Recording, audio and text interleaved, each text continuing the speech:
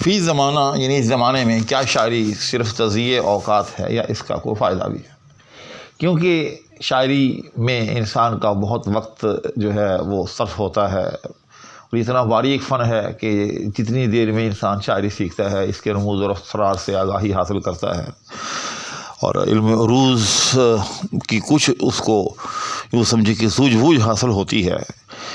اتنی محنت میں، اتنے عرصے میں، وہ میں سمجھتا ہوں کہ آج کے دور میں سکہ رائج الوقت BS یا اس طرح کی اور کئی ڈگریاں جو ہیں وہ حاصل ہو سکتی ہیں۔ تو سوال یہ پیدا ہوتا ہے کہ کیا پھر یہ کام کرنے کا ہے یا نہیں، یا کہ یہ محض تضییع اوقات ہے؟ ناظرین، یہ بہت اہم ویڈیو ہے، بہت ہی اہم ویڈیو ہے۔ خاص طور پر میں سمجھتا ہوں کہ وہ والدین کہ جن کے بچے، جن کی اولادیں شاعری کی طرف رغبت رکھتی ہیں، اور اس حوالے سے وہ خود بھی کبھی کبھی یوں سمجھیں کہ گو کا شکار ہو جاتے ہیں کہ کیا ان کو منع کیا جائے یا نہ کیا جائے، یا کہ یہ آیا تضییع اوقات تو نہیں۔ تو ان سب سوالوں کا جواب اس ویڈیو میں موجود ہے، لہذا یہ ویڈیو تمام احباب جو بھی صاحب اولاد ہیں، اور خاص طور پر جو صاحب ذوق ہیں، اور بالخصوص وہ والدین کی جن کی اولاد صاحب ذوق ہے اور شاعری کی طرف رجحان رکھتی ہے، ان سب کو یہ ویڈیو آخر تک سننی چاہیے۔ تو بلا کسی تمہید کے مقصد کی طرف آتا ہوں کہ شاعری کی بنیادی طور پر یاد رکھیں 2 قسمیں کی جاتی ہیں۔ ایک وہ شاعری جو کہ دینی مقاصد کے لیے یا اصلاحی شاعری جس کو کہا جا سکتا ہے وہ ہو، اور دوسری وہ شاعری کہ جو اس سے تھوڑی ہٹ کر ہو، جس میں غزلیات وغیرہ یا دیگر جتنی بھی یوں سمجھ لیں کہ شاعری ہے وہ اس میں آ جاتی ہے۔ آپ اس کی مثال یوں سمجھ سکتے ہیں جس طرح سے مولانا الطاف سنہالی ہیں، یا جس طرح سے علامہ اقبال ہیں، یا اس طرح کے اور دیگر شعراء کہ جنہوں نے ایک منزل جو ہے اپنے سامنے رکھی، ایک مقصد جو ہے اپنے سامنے رکھا، یعنی ایک مقصدیت تھی، ایک ویلڈ مقصدیت تھی، اور اس مقصد کو لے کر انہوں نے جو ہے پھر شاعری کی۔ اسی طرح سے اسی یوں سمجھیں کہ قسم کے اندر ہی وہ شاعری ہے جس کو ہم تقدیسی ادب کہتے ہیں۔ مثال کے طور پر اللہ جل شانہ کی حمد بیان کرنا، آپ صلی اللہ علیہ وسلم، حضور اقدس صلی اللہ علیہ وسلم کی نعت شریف جو ہے وہ منظوم کرنا، صحابہ رضوان اللہ اجمعین ان کی منقبتیں لکھنا، یا اس طرح سے دیگر اولیاء اعظام جو ہیں ان کے محاسن اور مناقب جو ہے وہ منظوم طریقے سے شعر میں بیان کرنا۔ تو یہ جو شاعری ہے اس کو ہم قطعاً جو ہے وہ تضییع اوقات نہیں کہہ سکتے، کیوں کہ اللہ جل شانہ نے انسان کو پیدا ہی اپنی عبادت کے لیے کیا ہے، وما خلقت الجن والانس الا لیعبدون، اور پھر عبادت کی مختلف یوں سمجھے کہ شکلیں ہیں۔ تو آپ جانتے ہی ہیں کہ قرآن کریم پورے کا پورا جو ہے وہ اللہ تعالیٰ کی ثنا اور حمد سے جو ہے وہ بھرا پڑا ہے، جگہ جگہ حکم ہے کہ اللہ کی ثنا بیان کریں۔ آپ نماز پڑھتے ہیں الحمدللہ رب العالمین، اس کا آغاز ہی یہیں سے کرتے ہیں، تمام تعریفیں اللہ تعالیٰ کی ذات کے لیے۔ لہٰذا اگر آپ اللہ جل شانہ کی تعریف منظوم طریقے سے کریں تو اس سے بڑھ کر اور کیا آپ کے وقت کا صحیح مصرف ہوگا۔ قرآن کریم کے اندر ہے کہ قل لو کان البحر مدادا لکلمات ربی، کہ پیغمبر کہہ دے کہ اگر یہ سارے سمندر، قل لو کان البحر مدادا لکلمات ربی، میرے رب کی باتیں لکھنے کے لیے سیاہی بن جائیں، لنفد البحر قبل ان تنفد کلمات ربی ولو جئنا بمثلہ مددا، یہ سمندر ختم ہو جائیں گے لیکن میرے رب کی باتیں ختم نہیں ہوں گی، اس کی شان ختم نہیں ہوگی، حتیٰ کہ اگر آپ جتنی سیاہی یعنی سمندروں کی شکل میں لیے بیٹھے ہیں، وَلَوْ جِئْنَا بِمِثْلِهِ مَدَدًا، اتنی سیاہی اور ہی کیوں نہ لے آئے۔ اسی طرح حضور اکرم صلی اللہ علیہ وسلم کی نعت شریف، تو آپ جانتے ہی ہیں کہ درود بھیجنے کا، صلاۃ والسلام بھیجنے کا حکم خود قرآن کریم کے اندر موجود ہے۔ ان اللہ و ملائکتہ یصلون علی النبی یا ایھا الذین آمنوا صلوا علیہ وسلموا تسلیما، کہ بے شک اللہ جل شانہ کی ذات اور اس کے فرشتے آپ صلی اللہ علیہ وسلم پر درود بھیجتے ہیں۔ اے ایمان والو، تم بھی آپ صلی اللہ علیہ وسلم پر صلاۃ و سلام بھیجو۔ تو دیکھیں، نعت جو ہوتی ہے وہ کیا ہوتی ہے؟ اس میں یہی تو ہوتا ہے کہ آپ صلی اللہ علیہ وسلم کی تعریف، آپ صلی اللہ علیہ وسلم کے محامد، آپ کی صفات جو ہیں وہ بیان کی جاتی ہیں، منظوم طریقے سے بیان کی جاتی ہیں۔ الغرض اللہ جل شانہ کی تعریف اور آپ صلی اللہ علیہ وسلم کی نعت، آپ کی حمد و ثنا، یہ تو عین مطلوب ہے۔ لہذا اگر کوئی شخص ان دو چیزوں کے لیے اور اس کے ساتھ ساتھ مناقب، جو کہ وہ بھی ان لوگوں کی ہی تعریف ہے کہ جو اللہ اور اس کے رسول کے ساتھ جڑے ہوئے ہوتے ہیں، تو اگر اس مقصد کے لیے کوئی شاعری سیکھتا ہے کہ میں اللہ جل شانہ کی منظوم تعریف بیان کر سکوں، اس کے پیارے پیغمبر پر منظوم صلاۃ و سلام بھیج سکوں، اور اس کے پیاروں کی باتیں، اس کے پیاروں کی جو زندگی ہے، ان کے جو مناقب ہیں وہ منظوم کر سکوں، تو یہ تو عین مطلوب ہے۔ جی ہاں، یہ عین مطلوب ہے۔ اللہ جل شانہ ہر شخص کو توفیق دے کہ وہ اس صلاحیت کا مالک ہو۔ اب اسی حوالے سے رہ گئی وہ ایک دوسری قسم میں نے آپ کو بتایا کہ جس کو ہم اصلاحی شاعری کہتے ہیں، جیسے میں نے حضرت علامہ اقبال رحمہ اللہ کا تذکرہ کیا، تو وہ بھی اسی کے ساتھ ہی منسلک ہے۔ وہ اس لیے کہ اصلاحی شاعری ہم جس کو کہتے ہیں وہ کیا ہے؟ وہ قرآن و سنت کی ترویج ہے، کیونکہ اگر کوئی اصلاحی شاعری قرآن و سنت کی ترویج کی حامل نہیں ہوگی، اس پیغام کو نہیں پھیلائے گی کہ جس پیغام کو لے کر قرآن اور سنت دنیا میں پھیلے ہوئے ہیں، تو ہم اس شاعری کو اصلاحی شاعری کیوں کر کہہ سکتے ہیں؟ کیونکہ قرآن اور سنت یا قرآن و حدیث کا تو اصل مقصد ہی یہ ہے کہ اس کائنات کے بگاڑ کو دور کیا جائے، اس کائنات کے اندر بسنے والوں کی اصلاح کی جائے۔ لہذا جو بھی کوئی اصلاح کا داعی ہو، چاہے وہ نثر کی صورت میں اصلاح کا داعی ہو، چاہے وہ تقریر کی صورت میں اصلاح کا داعی ہو، چاہے وہ نظم کی صورت میں اصلاح کا داعی ہو، اصلاح کی کاوش کرے، تو یہ ہو نہیں سکتا کہ وہ قرآن و سنت سے ہٹ کر کوئی عمل یا کوئی کام جو ہے کر سکے، قرآن و سنت سے ہٹ کر کوئی دعوت دے سکے۔ تو لہذا یہ بھی اس کے ساتھ ہی شامل ہے۔ اب آتے ہیں ہم دوسری قسم کی طرف کہ جس کو ہم ایک خاص پس منظر میں تضییع اوقات بھی کہہ سکتے ہیں۔ توجہ سے سنیے گا اب یہاں باتیں کہ اس دینی یا تقدیسی ادب سے ہٹ کر، جس کا ابھی ہم نے تفصیل کے ساتھ جائزہ لیا، جو باقی شاعری ہے اس کی میں سمجھتا ہوں کہ پھر آگے دو قسمیں ہیں، یا یوں سمجھیں کہ اس کے دو مقصد ہو سکتے ہیں۔ ایک ہے سیلف سیٹسفیکشن، آپ اپنے آپ کو سکون دینا چاہتے ہیں، آپ اپنی آتما کو تسکین بخشنا چاہتے ہیں۔ مثال کے طور پر کوئی شخص ہے، وہ کسی وجہ سے ڈپریسڈ ہے، اور آپ جانتے ہی ہیں کہ ڈپریشن اور ٹینشن کے اندر لوگ جو ہیں وہ گولیاں بھی کھاتے ہیں، لیکن ایک ایسا شخص ہے کہ وہ بجائے گولیاں کھانے کے ایک عدد غزل یا کوئی اس قسم کا قطعہ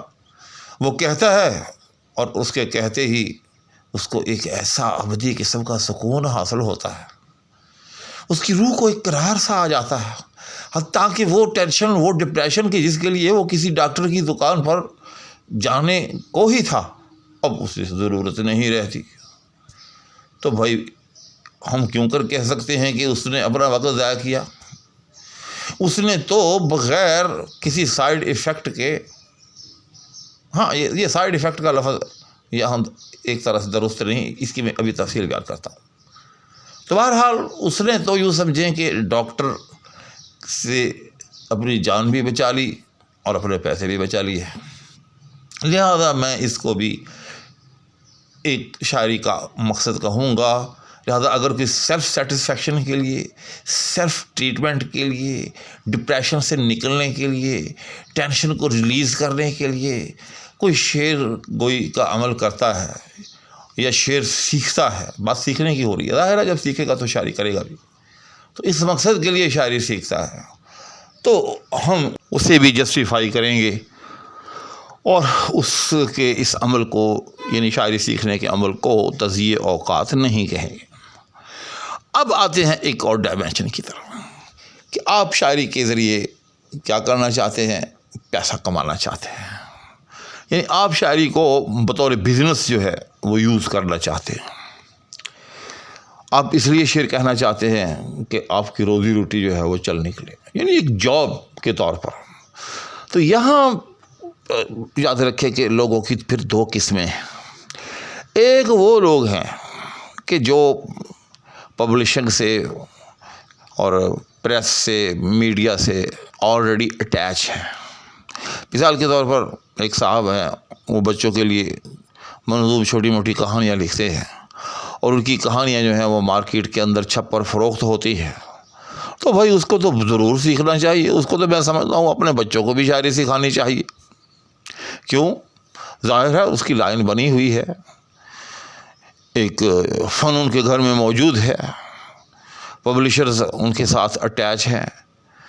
ایک سرکل چل رہا ہے، تو بالکل ان کو سیکھنی چاہیے۔ اسی طرح سے کوئی ایسا اور بڑا شاعر ہے کہ جس کا نام ہے اور اس کا کہا جو ہے وہ مستند مانا جاتا ہے، بکتا ہے، مستند مانا جائے یا نہ مانا جائے، مستند ہو نہ ہو یہ دور کی بحث ہے، بکتا ہے، جو کہتا ہے وہ بکتا ہے، لوگ اس کے نام کو ٹائٹل پر دیکھ کر اس کی کتاب خریدتے ہیں۔ تو اگر وہ صاحب اپنی اولاد کو شاعری سکھائیں، چونکہ وہ اس فن کو بھی جانتے ہیں کہ کتاب کو کیسے پبلش کرانا ہے، کیسے مشہور کرانا ہے، کیسے اس کو سیل کرانا ہے، تو بھائی وہ بھی اپنی اولاد کو شاعری سکھائیں، بھلے سکھائیں اور ضرور سکھائیں، کیونکہ وہ بھی ان کا ایک بزنس ہے۔ لیکن اب یہاں توجہ، اگر کوئی صاحب ایسے ہیں کہ ان کا پہلے سے ایسا کوئی پس منظر نہیں ہے، لیکن انہوں نے اپنی روزی روٹی کے لیے اس فن کو چننے کا فیصلہ کیا ہے، تو بھائی میں سمجھتا ہوں کہ اس سے غلط فیصلہ اس کائنات میں روئے زمین پر کوئی نہیں۔ کیوں؟ جتنی دیر میں اس شخص کو بحروں کی پہچان، علم عروض اور پھر تختی کے اندر مہارت اور پھر محاسن شعری اور عیوب شعری پہ پوری دسترس حاصل ہوگی، اتنی دیر میں یقین جانیے کہ وہ کئی ایم اے، کئی بی ایس اور کئی پی ایچ ڈیز کر سکتا ہے۔ کیوں؟ یہ تو وہ فن ہے کہ زندگیاں گزارنے کے بعد، ہاں جی، زندگیاں کھپانے کے بعد پھر بھی کبھی کبھی انسان اپنے آپ کو یوں محسوس کرتا ہے کہ میں ابھی کنارے پہ کھڑا ہوں، ابھی سمندر تو میرے سامنے ہے،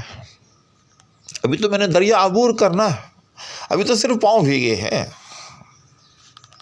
تو اس لیے بھائی کبھی بھی شاعری کو روزی روٹی کمانے کے لیے جو ہے مت سیکھے۔ اور اگر آپ کا بچہ، یہ بات بڑی اہم بات بتانے جا رہا ہوں، اگر آپ کا بچہ نہ تو تقدیسی ادب کے لیے شاعری سیکھ رہا ہے اور نہ ہی آپ کا کوئی ایسا گھر میں یوں سمجھے کہ سلسلہ ہے، نہ آپ پبلشر ہیں، نہ آپ بک سیلر ہیں، نہ بک رائٹر ہیں کہ آپ کل کلاں کو اس عمل کو اپنی روزی روٹی کے لیے استعمال کر سکے، اور آپ کا بچہ ہے کہ وہ شاعری کی طرف جو ہے وہ راغب ہے، تو بھائی پھر اس پر پابندی لگائیں، اس کو اس سے بچائیں۔ کیوں؟ کہیں ایسا نہ ہو کہ وہ اپنے جو تعلیمی اوقات ہیں، جو اپنے پڑھائی کے اوقات ہیں، جو اوقات اس نے اپنی جو سلیبس ہے، اس کا جو خاص مضمون ہے اس کو دینے ہیں، وہ شاعری کو دینا شروع کر دے، جس کے نتیجے میں کیا ہوگا شاعری تو شاید اس کو ٹیڑھی میڑھی آ ہی جائے اور بے فائدہ آئے، جس کا کوئی فائدہ نہ ہو بلکہ سراسر نقصان ہی نقصان ہو، لیکن بیچارہ وہ اپنی منزل سے بہت دور چلا جائے، کسی جاب کے قابل بھی نہ ہو، اپنی پڑھائی میں جو ہے بہت پیچھے رہ جائے۔ ٹھیک، الغرض اب اس ساری گفتگو کا خلاصہ یہ نکلا کہ اگر تو آپ تقدیسی ادب کے لیے، یعنی اللہ جل شانہ کی حمد و ثنا کے لیے شاعری سیکھنا چاہتے ہیں تو موسٹ ویلکم، اور اسی طرح سے اگر آپ ویسے اصلاحی شاعری کرنے کے لیے شعر گوئی سیکھنا چاہتے ہیں تو وہ بھی ویلڈ، وہ بھی ویلکم، اور اگر آپ اپنی سیلف سیٹسفیکشن کے لیے، اپنے کتھارسس کے لیے، اپنے جذبات کو یا دل پر موجود بوجھ کو ہلکا کرنے کے لیے شعر سیکھنا چاہتے ہیں تو پھر اس میں اعتدال ضروری ہے۔ جو میں نے کہا تھا نا کہ سائیڈ ایفیکٹ، تو یہاں بھی سائیڈ ایفیکٹ یہی ہو سکتا ہے کہ کہیں ایسا نہ ہو کہ پھر آپ اسی کے ہو کر رہ جائیں، پھر آپ جو اپنے روزمرہ امور ہیں ان کو آپس میں پش ڈالنا شروع کر دیں۔ گھر میں جھگڑا چل رہا ہو کہ بھائی آٹا ختم ہے، چینی ختم ہے، بازار جائیں، یہ لائیں وہ لائیں، اور آپ کہہ رہے ہو کہ ابھی مجھے مصرع سوج رہا ہے، آپ کو چینی کی پڑی ہے، جس سے گھر میں جو ہے وہ لڑائی تک نوبت پہنچ جائے۔ اسی طرح اگر آپ ایسے خاندان کے چشم و چراغ ہیں کہ جن کا تعلق جو ہے وہ کتابت و طباعت کے ساتھ ہے، جن کا تعلق پبلشنگ اور پرنٹنگ کے ساتھ ہے، جن کے یوں سمجھیں کہ گھر میں یہ سلسلہ موجود ہے، تو موسٹ ویلکم، کیونکہ آپ جب شاعری سیکھیں گے تو شاعری سیکھنے کے بعد آپ خود بھی اپنی کتابیں سیل کر سکیں گے، اس کے علاوہ دیگر شعراء کی کتابوں کو ایڈٹ بھی کر سکیں گے۔ آپ کو اس بات کی بھی پہچان ہوگی کہ کون سی کتاب مارکیٹ میں جو ہے وہ بکنے کے قابل ہے، کون سی نہیں ہے، کون سی چھاپے جانے کے قابل ہے، کون سی نہیں ہے، تو اس سے آپ اپنے کاروبار میں اچھی خاصی مدد لے سکیں گے۔ اور جیسے میں نے کہا کہ اگر یہ چیزیں نہیں ہیں تو بھائی پھر شاعری سراسر تضییع اوقات ہے، اور تضییع اوقات بھی ایسی کہ جس کا کوئی مداوع نہیں۔ آپ اپنی منزل سے پھر اتنی دور نکل جائیں گے، کیوں؟ جب آپ اس راستے پہ قدم رکھیں گے، مجھے معلوم ہے کہ 10 20 سال تک لوگ جو ہے بلکہ ساری عمر تا حیات تا دم آخری اس کوچے کے یوں سمجھیں کہ راہی رہتے ہیں، اس میں غرق رہتے ہیں، غرق فی الشعر، جی ہاں، غرق فی العروض، غرق فی التقطیع، یہ ساری چیزیں ہمیں دیکھنے میں ملتی، تو پھر اس کو اس سے سخت اجتناب کرنا چاہیے۔ پھر سخت اجتناب کیوں؟ اس سے ایسا نقصان آپ کو ہو سکتا ہے، اگر آپ کا بچہ اس میں مبتلا ہے تو اس کا ایسا نقصان ہو سکتا ہے کہ جس کا کوئی بداوا نہیں۔ تو ناظرین، میری آج کی گفتگو شاید کچھ لوگوں کے لیے تھوڑی سی ناگوار بھی گزرے، کیونکہ میرا چینل کیا ہے، پوئٹری لرننگ حافظ محبوب یا پوئٹری گائیڈنس حافظ محبوب، میں تو شاعری سکھاتا ہوں، لیکن دیکھیں میں شاعری ضرور سکھاتا ہوں، لیکن میں یہ بھی نہیں چاہتا کہ میری وجہ سے کسی کا چشم و چراغ جو ہے وہ بہک جائے، کل کو وہ مجھے یا میرے چینل کو کوسے کہ دیکھیں جی ان کی وجہ سے میرا بچہ جو ہے وہ بہک گیا۔ اس لیے اگر آپ کا بچہ شعر کی طرف راغب ہے، میری ویڈیوز دیکھتا ہے یا شاعری پر مبنی اور ویڈیوز دیکھتا ہے، تو بس جو میں نے آپ کو معیار بتلایا ہے بس اس پر جانچ لیں، تو اس کے مطابق اگر آپ کے لیے شاعری فائدہ مند ہے یا ہو سکتی ہے تو پھر تو بچے کو اس طرف آنے دیں، ورنہ اپنے چشم چراغ کو، اپنے فرزند ارجمند کو اس کوچے سے دور رکھیں۔ اسی کے ساتھ دعا کی درخواست کے ہمراہ اب آپ سے اجازت چاہوں گا۔ اللہ حافظ۔